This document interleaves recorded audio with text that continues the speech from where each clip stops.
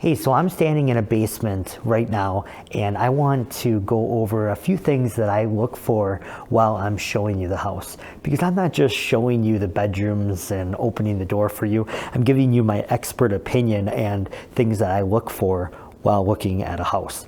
So, number one is the electrical box. You want to make sure that it's a breaker system panel, and you see this updated wiring coming up. That's good to see. You want the yellow wiring or white wiring. Sometimes you see some cloth wiring, and that's not great. This is the old knob and tube, just something to be aware of. This is not great to have in a house. If this is active knob and tube, you would want to get an electrician in here to update some of that if it's going into the attic. This can cause a fire. Very concerning. This is an updated outlet, GFCI outlet. Now you see these buttons in the middle. If there's ever a surge or water gets close to that, it cuts off the power.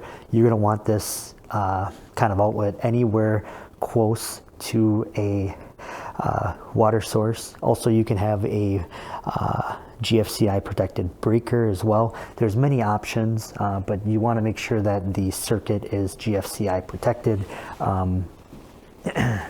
Coming back back around here, sometimes you want to look for galvanized piping.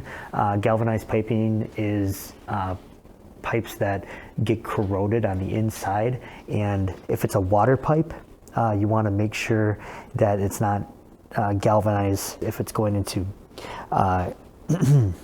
mechanical or water heater or furnace. Also, you want to make sure that if you have low water pressure, it could be that your pipes need to be cleaned out a little bit to help with that water pressure. Water heater coming in right, it says the year that it was installed or manufactured right on here. It says 2002, so it might be an actual that it was manufactured on 2000, but then it was installed in 2002. Things that I watch for. Right here might have been an old cistern or something where you actually collect water back in the day, because when this house was built, there was no plumbing. So they would actually collect the rainwater on the exterior of the home, and then they would hold this in a cistern, it's called.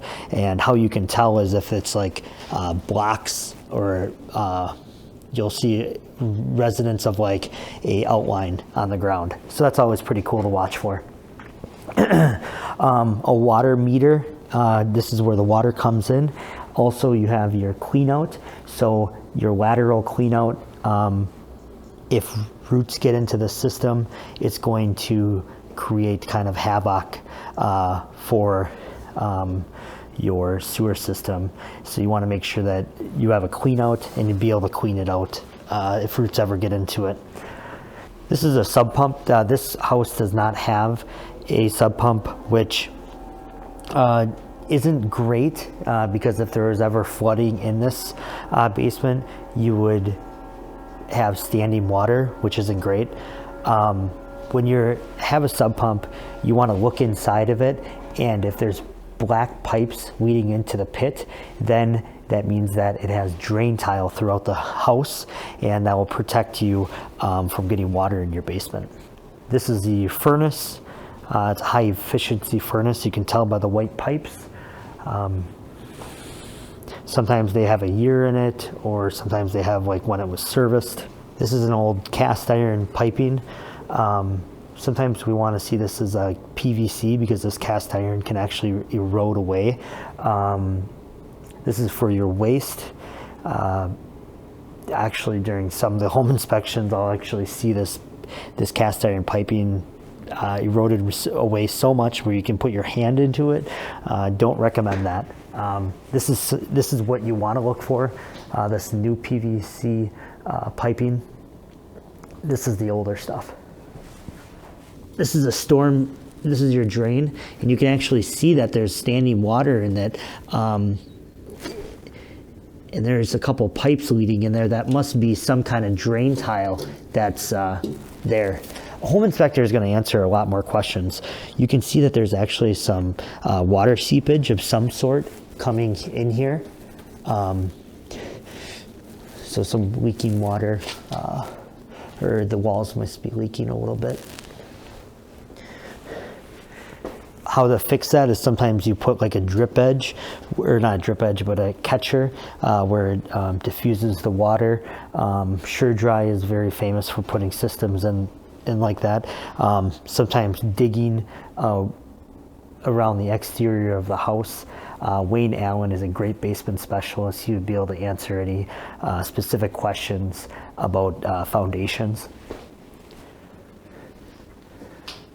And then this is potential asbestos up here.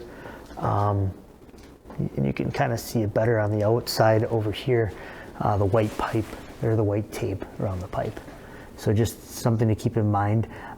It's okay the way it is, but if you ever touch it and it becomes airborne, then you can get sick and it gets in your lungs, so it's really bad. So when I walk through a house, I want to show you everything, not just the bedrooms and not just the pretty stuff. I want to show you kind of the guts and everything to look for. So if it's a poured foundation, block foundation, I want to tell you potentially the age of the roof. I want to tell you about the soffits and fascia. I want to tell you about the siding.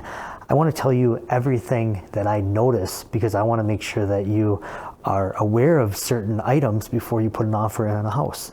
This is really important, to not just have a realtor show you the house, but actually give their expert advice on the shape of the home and what you should expect before putting an offer in. I hope this video was helpful. Please give me any questions, or send me any questions that you have. I'm not a home inspector, but I know about what to look for when you're going to be putting an offer in or touring a house. So thank you so much for watching, and have a great rest of your day. Take care.